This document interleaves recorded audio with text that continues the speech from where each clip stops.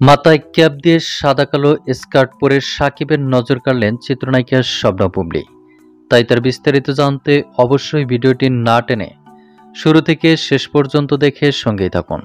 প্রিয় দর্শক, সম্প্রতি ঢালিউড বিউটি কুইন খ্যাত অভিনেত্রী চিত্রনায়িকা শবনম ইয়াসমিন বুবলীর একটি ছবি ইতিমধ্যে সোশ্যাল মিডিয়ায় বেশ আলোড়ন সৃষ্টি করেছে। ছবিটি প্রকাশের সঙ্গে সঙ্গে নেট মাধ্যম সহ বিভিন্ন মাধ্যমে ভাইরাল হয়েছে।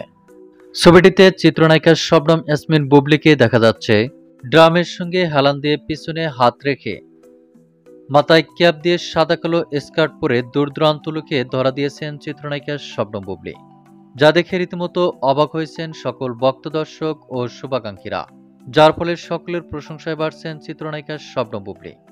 মন্তব্য রয়েছে চিত্রনায়িকা শবনম বুবলীর এমন স্লিম ফিগার এবং দূর-দূরান্ত লুক দেখে মুগ্ধ হয়েছেন ঢালিউড সুপারস্টার শাকিব খান।